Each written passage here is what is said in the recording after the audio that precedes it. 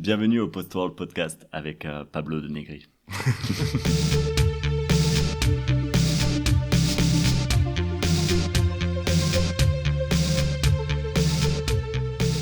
Welcome to the Post-World Podcast from our bunker studio, Karl-Marx Studios, somewhere hidden in Berlin. Today we have as a guest Victor Gounel. Victor, thank you for being here. Thank you. I'm really happy to join the podcast. Victor, we met, I think, about 2 years ago 2 years, yeah. at an exhibition that I randomly went at an opening, I think, and we ended up talking a lot. You invite me, I think, already to a collaborative project and so. And now researching you a bit, I think that's a bit part of your attitude as an artist. Correct me if I'm wrong. Yeah. I'm mainly a painter, but I feel really inspired by other fields like music, video, and photography. A lot of field, dance also. Dance, yeah, right. We were together in a very multimedia, transmedia project. Yeah. But you studied architecture, no? Yeah, that's why also I studied architecture and in an official school, and aside I was 7 years in a small studio studying fine art with a really cool teacher, and so that's why I'm really acting in diverse field of art. Yeah. Right, because you are you have these characteristic paintings you make, like portraits and landscapes and seascapes and so. But I met you already in between these multimedia projects and so that really are related also with music and with dance. And so how did you come to this kind of project, so many disciplines? I think it's studying architecture offers you the opportunity to really extend your vision, and and I couldn't stay also in this only art, contemporary art universe. It was not enough for me. So I was since little I was inspired by photography and cinema also. Yeah, a lot. Yeah. You use photography for working for your process, let's say, for your paintings, no? My process, yeah. I paint from photography mainly. And do you feel like what you learn in school in a way prepare you for what you wanted to do as an artist, or you already know what you want to do definitely, or you feel like you are still searching, let's say? I'm still searching. I will be always searching, I think. I have this raw practice. I think it's the painting. I don't want to touch it too much and involve too much concept and thing. I keep it really clear as a figurative painting and painting portraits mainly, or landscape, really in a raw way where I'm going straight to the point with it's more what interests me is more the movement and the matter and all these elements, and I keep also in second hand aside also this practice, more digital practice with collaboration, and both are they complement each other and feeding each other. Yeah. That's also apart from your works, for what I see, or from your approach to projects, this, I don't know how to say it, but kind of methodic or digital or algorithmical, let's say technical tool to approach the projects. And at the same time, I read somewhere that you have a non-conceptual intuitive style, which has to do with this, what you're describing, I think. Exactly. But how is it that you mix this pure mathematical thing and doing something that is intuitive, Yeah. And how do you feel like you are able to connect those aspects? You asked me already this question when you visit my studio first time. Really? Yeah. Between, when you saw the big paintings and afterward we were talking more about digital art. Yeah. I will answer that I don't know. I will mix it yet. Maybe I will come to something more performative. Have the taste at the moment to explore a bit more this performative and maybe performative painting, live painting, and collaborating with musicians. So I'm still young, but I'm always searching about how I can one day merge both. Yeah. Yeah, I realized when I visited you at the studio the first time, this kind of haptic approach to the images, let's say, having to do with the materiality, the substance of what the image is representing in a way, but not representing in a way that you will find conceptually constructed, but trying to aim more at the, let's say, the core of what's the object that is being represented, like the water, the seascapes, and even when you draw, when you paint portraits, you kind of try to, correct me if I'm wrong, to translate these haptics of nature, of the substance of something that is moving, that has a density, and so to the faces itself, to the portrait itself. Am I wrong? No, totally right. I think when I'm painting, especially like in the big paintings, I try to create inside a work, a complete work, a complete world, and it passes by all the stage of matter. Like when I'm painting seascape, for example, I try to feel what is water, but not in like what is water, and like I get in a way a knowledge of what is water, and I transform it into something painting, something flat or not so flat, but and I try to unify these pieces of fluid of colors to recreate this what is behind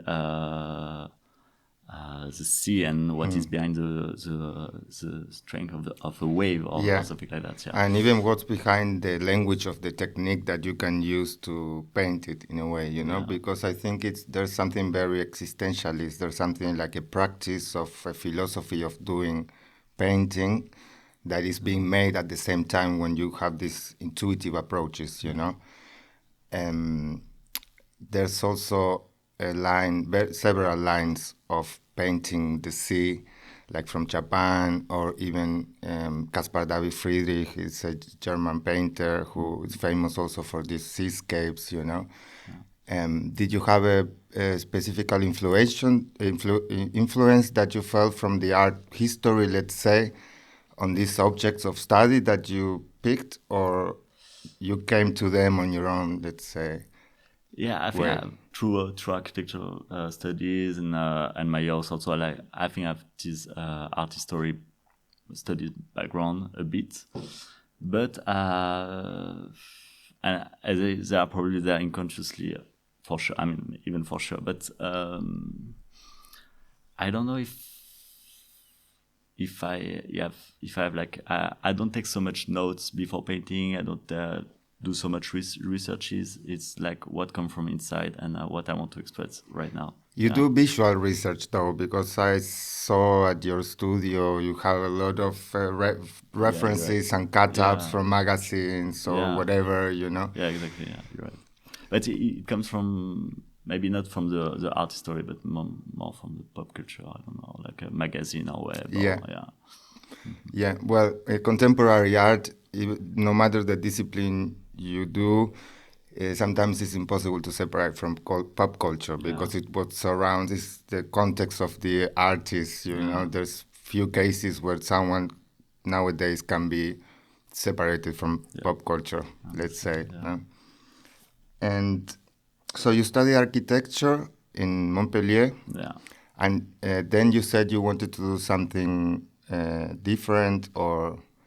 No, actually, I had the opportunity to study architecture, but I was already into painting before, and I found it was like, a good way to try something else. And when I finished architecture, I decided to come back to painting. You went to Canada, no? Yeah, I went to exchange in Canada for 1 year in Quebec City. Yeah. And that was not specialized in architecture, but more visualized. No, it was in architecture. Ah, okay. But I found the opportunity once again to go out of school, to go take some classes in the art faculty of Quebec City of university level. Yeah. Before that, you only had a technical drawing, let's say, education. Yeah. And you wanted to break that a bit. No, I think I stayed like I stayed focused with figurative, and because I think you need a frame in a way to get more freedom inside, and I get the frame from figuration, and it helped me to canalize also some other energies and some other stuff, and to put it into efforts, in good efforts. But I needed this frame, and I need this figuration frame, and this technical frame also. It's funny because you say figurative, but of course you're painting waves, Waves, like waterways. So it's a figuration that always escapes in a way, Right. Which is paradoxical and must be very entertaining for someone who does figurative drawing to paint these ever-escaping objects, let's say, And I feel more and more that I tend to go away from figuration to get closer to abstraction. Your portraits are, they have a special visual aesthetics, let's say. They are in between expressive. Impressionismus or Puntillismus or post-impressionismus, and also something very modern from like Hockney, or like a dialogue with photography at the same time. How do you feel you come to put together these influences, let's say? I think nowadays for painter, there is a big question about the usage of photography. I'm still wondering what is the place of photography in the painting world. And I see most in the studio of my friends, or like there are always photography and how it transform and shape painting. And see more, not more and more figurative painter, but there's we are a generation of figurative painter that's coming in front of the scene, and it's really interesting, the importance of image. And I didn't resolve this question yet, but I'm wondering how it can affect us, and that's why sometimes I tend to go into more figuration, but I find a bit too easy in a way, because it becomes just copy of photography. So I'm between this hyperrealism and like more abstract, and I really want to keep just photography medium to frame it, and to let so inside there's something like more free. You feel there's a struggle with the distance or the relationship with the photography in the process of painting, because actually, in a way, photography, in some theoretical way, existed much in painting, much before photography was invented, like with the camera Chiara and so, like painters who started to paint with oil. This kind of realism they managed to get, it seems it's not only because of the medium, also because it permitted them to have more shades, more deepness and so, but also because they were using this system since the Renaissance, even before. The camera Chiara, I think it's called, as basically like a hole in a dark room, and then you have the image projected inside, inverted, I think, but totally realist, it's like a film in a way, and with colors and so. So I guess there's always this representation, technical representation, dialogue or struggle, but it was always part, I think, of painting in a way, especially this painting needing to represent the world, Yeah, and that's not you. But yeah, I'm still trying to find not the meaning of painting, but what. And I think it found its place in something else also. That it's not only the representation of something, but I don't know. Yeah, it's a good question. It's like And what did you do in the year you were in Quebec? Quebec. What did you focus on? I try to focus. To be honest, I try to focus a lot in art and painting, and I try to paint a lot. And also like to. Actually, it was the first year I started doing performances, also like with music and visuals. You Yeah, with like a some lot friends. this, let's say, time-based thing. Yeah, You like a lot uh, also music and dance and collaborative things that yeah, happen in the moment, let's say, yeah, you know. Where do you think you got this? Because even though you are right now very much focused on painting, yeah, knowing you a little bit, it is impossible to separate from you. You are always being, um, you're always being intrigued or yeah, moved by projects that yeah, mostly had to do with music also. yeah. You're right. Yeah, I feel my fuel or my gas like coming from this from others and from collaboration and from stimulation. I always need stimulation from others and That was the I word mean I was looking for, stimulation. yeah, stimulation. I mean I don't find stimulation. Yeah, my painting are always having like a lonely process. Really mirroring my states and it's a really introversion Yeah, work. introspective. So I needed this thing a bit like more light and going out of the studio, dancing, seeing how other people create. And architectural school, actually, we were talking about that with my good friend Adrian, Yeah, which is visiting me at the moment. yeah. And it's architecture school. I think it was the most amazing studies that I could do, and because it was like you learn how to all the methodology for project, and how to do a project, and there's so many ways, and That's I very love that. important. I love the way like I visited my techno producer friends for a long time in not so far from here, but for a long time, and I was like, what does this machine? How do you create your tracks? How do you all the sequences and all the things? And I was like, okay, this is interesting, but why you're not using that, and why? Yeah. I was so much interested in the process of making a project, yeah, and so that's why I wanted to see that in other field, yeah, like dance and particularly dance and music, yeah, and We actually photography also and cinema, yeah. Yeah, it's interesting what you're saying because I think I was right when I said that this process of creation you have, it has to do also with an existentialist or therapeutic, if you want to call it, Yeah.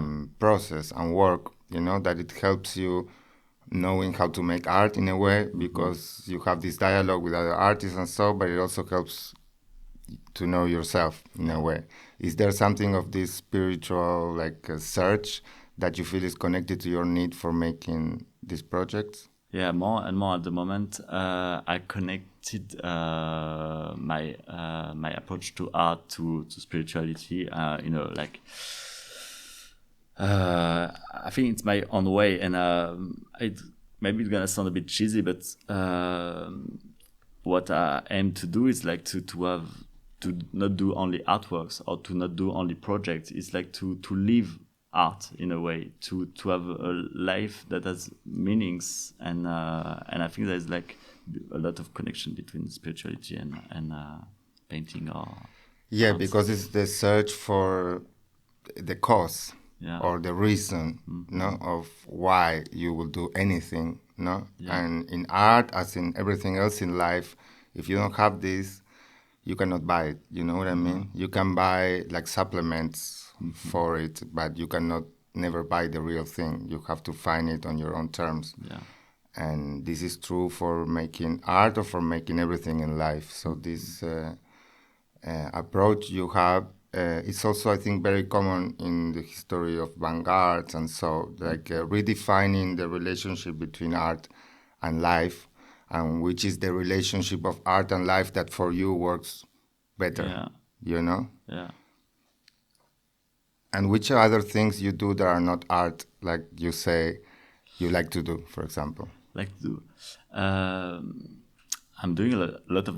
I mean, it's art, but I'm doing a lot of. I discovered dance in Berlin, and contemporary dance, and I would say like not art because I take it from an amateur point of view, and it's like really like expression, and it's almost therapy or like. And yeah, so I'm doing a lot of dance just to release, to express myself in a different way, and it's part of also getting out of the studio, meeting new people, and discover what there is inside. But, because I think like yeah, we really have to know ourselves, yeah, in order to create something that makes sense, maybe. Yeah, it makes total sense. We made a project that, as immediately, I think after we met, you offered me to make this project. What I was telling at the beginning, and it was a project with many other artists, including musicians and the contemporary dance artists, and Yeah. so and Programmers. and this is a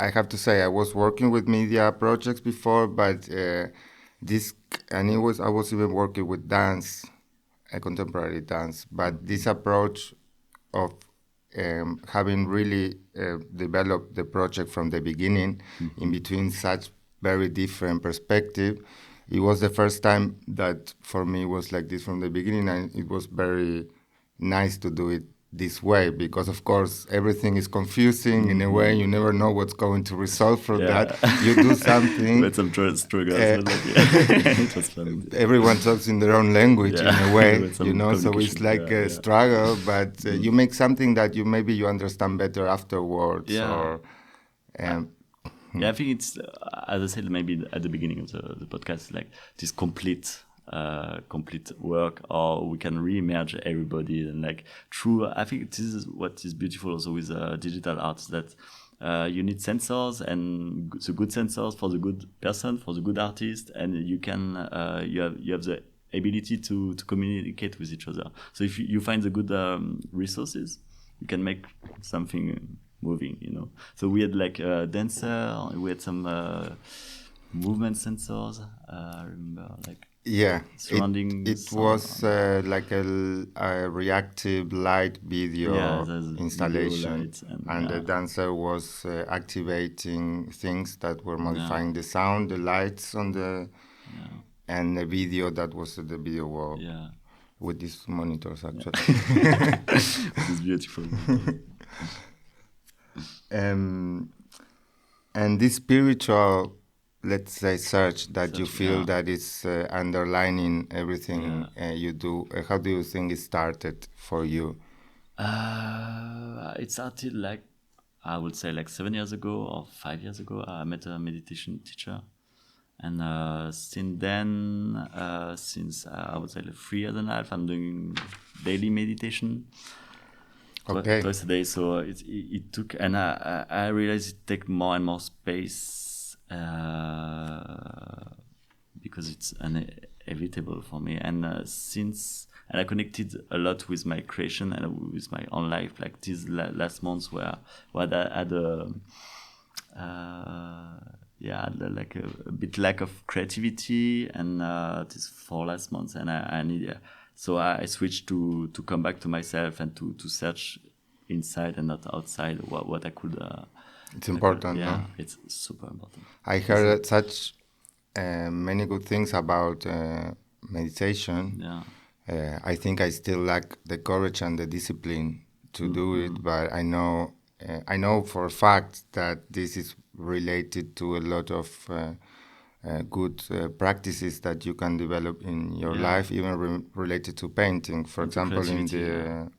the Oriental tradition, Mhm. specifically Japan, there's this whole act of meditating while drawing or writing, for example, and this has a different value, let's say, than just making a work of art Yeah. or a painting. You know, Yeah. it's different. The kind of search that is involved there, and I think painting waves, painting the sea. Yeah. It's also very entangled with this tradition of Oriental painting and meditation. You know, did you read anything related to that? No, but I remember like this.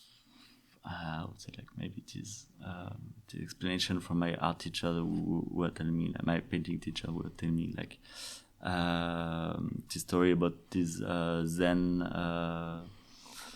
people painting and just putting like a target, you know, like this brush stroke at the good place at the good moments, and everything as it is the importance of like this movement at the right time and the good moment, and when it comes from you, but you have to be aware for this moment and to grab it and to put it. And that's since then I'm thinking of that, and I'm thinking that yeah, putting the good color at the good moment at the right place on the canvas, and then not rushing. Not Yeah, rushing not it. rushing, and because I had until then I had this like I need to explode in a way. It was like this frame, this canvas is a way to put whatever you want, and more and more I try to learn how to to learn just about myself, how to put one color at a time, and to make it conscious. Yeah. Yeah, there's a book that is called Zen in the Art of Archery that was written, I think, by a British journalist in the 40s, if I'm not wrong, when he was in Japan and he wanted to do this experience of learning archery with all this tradition, you know, Okay. and or that was important for Japanese tradition of meditation and so on. And it was very hard, but he wrote down this story, and this book actually revolutionized in 50s and 60s in America. It was a very popular book in between people that wanted to discover themselves and so. And I read it actually kind of recently, and it's very interesting how everything is about, as you say, not rushing, but the hyper consciousness on every part of your body that is involved in the process of how you move your arms and basically taking your mind out of the goal in a way, you know. And once you learn how to do everything else without the goal, then you do it and it's perfect, you know. Like you don't have to force it in a way, but it takes months and months of thinking about things that seem abstract at the beginning, you know, because our brain is used to more linear, effective cause reaction kind of behaviors, you know. So stopping and concentrating on these things, sometimes it's very difficult. Yeah. And dance and movements help a lot to prepare this moment, and of course meditation, and but to release a bit this part of intellectual brain, and to focus really on what you have to do at the right moment. Yeah, and not do over or not do less. It's the same in the painting process. I think like there's always a point that's non-return point. You know, like you damage a canvas, or sometimes you stop too early, and this is to know. The point of no return. Yeah. Yeah, it's. Or you miss something and you realize later. Yeah. And as you said before, what you learn working with other artists or with your techno producer friends, when you say, "Why did you decide this and not that?" You know. Yeah. And sometimes it's very difficult to explain, you know, but to you get can this do knowledge. a Control Z or something. Control Z, exactly. In painting, you can't. I think. Luckily, there's always Control C, you know. In VJ softwares, there were no Control C. Yeah. There was a tradition for VJ softwares until the last Resolum. Okay. And I guess also in analog VJing. Of when course. you were doing analog stuff. Of course, like with VHS or analog mixers. Cannot like tape or like. Yeah. And talking about that, you mentioned before digital art and what you find interesting about digital art from this kind of methodic or mathematical perspective you have. How do you aim to include digital art or to do digital art in some form? And what do you think about these new ways on how digital art now can be bought and sold, saying NFTs? Since architecture, I feel this gap more and more between digital and something more that makes more sense with nature, with ecology, and all the sense. And I love both. I love to be in something like that make more sense, slow down, and painting with pigments, and this all old school process. Yeah. And I'm really fascinated, but it's come from a place of fascination. So I'm not sure if it's good by digital art. And but I realized that more and more I was working with computers. More and more I was getting away from myself to becoming into this digital self. Post-human. Yeah, post-human. Cyborg. And we will come to that probably, and more I needed to come back and to do the opposite way and to come back with something that make more sense. Sense. And this process that is ongoing already, and no one knows, I think, how it will end. This relation, technology, nature. Right now, we are at the point where it's becoming more and more a central topic, because basically we have to find technical solutions for an impact that industrialization makes on the environment. But at the same time, industrialization and technology is our way of life. And there are people who are more positive about it. There are people who say we are doomed already, because not being any signs of that we are going to change our lives in any way or shape or form, then of course the question starts to arise, how far will we go? Because there are cultures, again, like Japan, for example, that they really heavily support their origin traditions. At the same time, they are top-notch, like developing technology. And it's a dichotomy that no one knows, I think, which will be the result of how far will we go, know. But all have our own ideas. What are yours about it? Or do you think about it even? Yeah, I think about it, and I feel in this way of dichotomy of like something that's so. Sometimes I'm more on one side, sometimes I'm more on the other. Like when I feel that digital is really interesting in terms of ways of making projects, of methodology. And for organizing the project development or managing or something like that. Yeah, or new ways of creating. I don't know if you take some for the music, for example, you have this surrounding sound system. I found that's fascinating that you can recreate. But you can also go in the forest and it will be the same. You will hear birds from one tree and from another one, and It's true, but we have a fascination with reproducing reality technically, which this goes very, very far in a way. And go, until this mixed reality will merge. And these realities will merge. And now with virtual reality and augmented reality and so are also techniques that I know that you are very much interested in. You think about going more in that direction artistically, or you are just interested about them like as a citizen, let's say? Yeah, I think I will go in this direction. As a collaboration with other artists, I need to get stimulated, by this. Yeah. Yeah. And there's also like new aesthetic, new methodologies, new. This is fascinating. Yeah, this is fascinating. It is. As you said, it's difficult at the same time because you are fascinated by a new technique, and sometimes this can blind your sight of your search to authentically see what you're working with, and not just being blinded by the shiny light of a new device or new technology, but somehow we are, and it's very difficult to escape. The fascination for reproducing virtual environments and immersive environment. These are works that I know.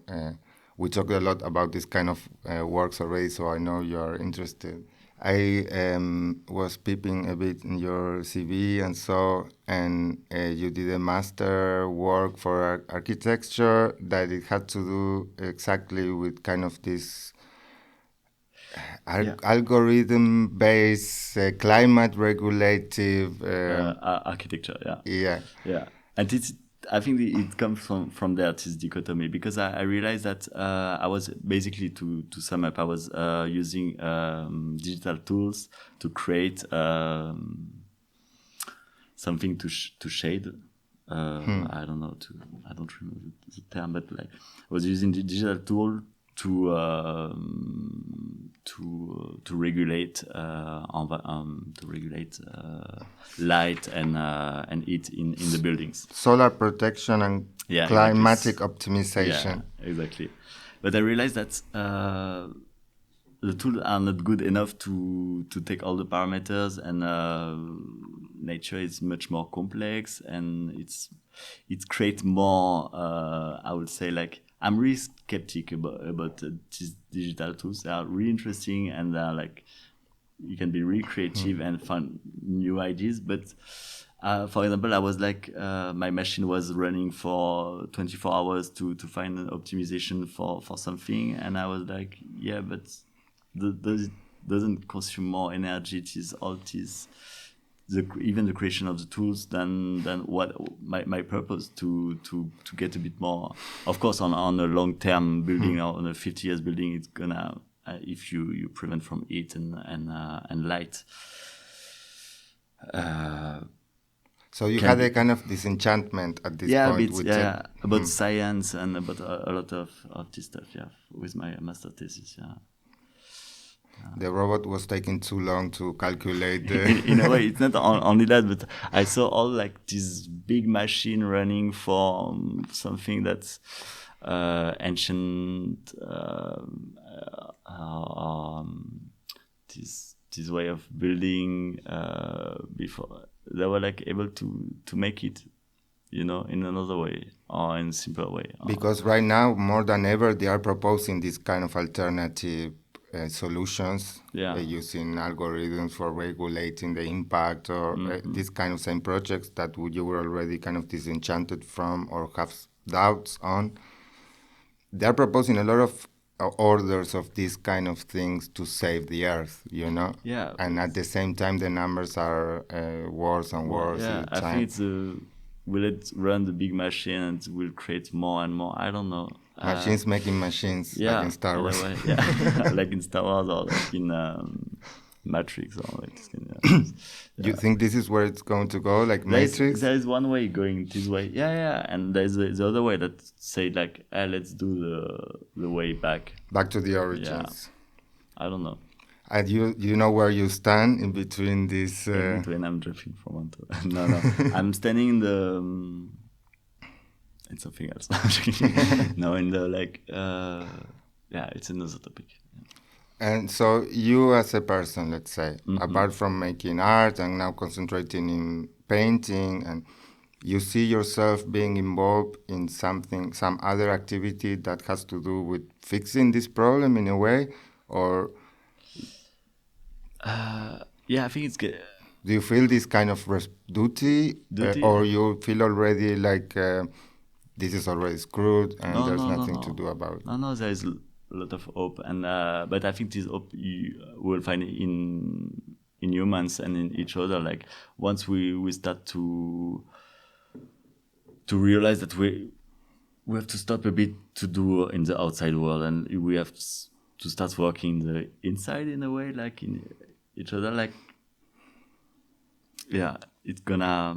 I'm really believing that we really need to take action, but not action in the outside world, because it's gonna build more stuff that we don't use and we don't need, and more pollution. And we really need to start to work on ourselves to create a more like conscious and aware world. And it's gonna only start that. That's why also I'm not so. Yeah.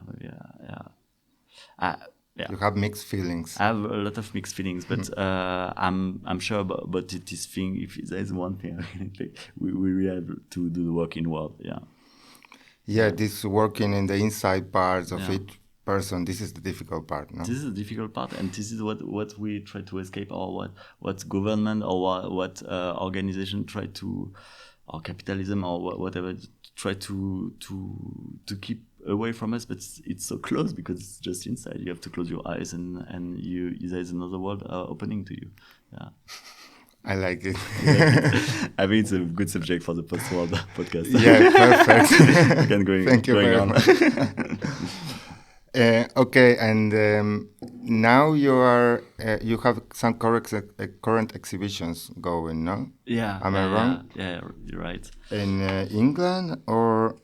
Yeah, I have a small event in London at the moment, and I'm in a small museum also in Letland, close to Riga. It's I send a It's a Biennale, no? It's a Biennale, Marinal Biennale, yeah. And I will have in September I will be in Berlin Open Studio, so you're welcome to come to visit me at the studio.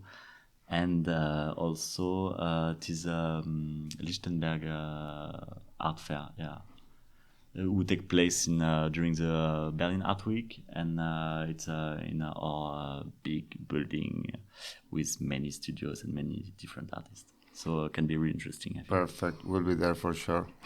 Thank you, Victor, for coming. Thank you. High five. Yes. Thank you, Pablo. It was a pleasure. I just want to remind our viewers and listeners that the video version is in YouTube, and you also find the audio version at Anchor FM, where you have links to all the other platforms like Spotify, iTunes, etc. So please like and subscribe.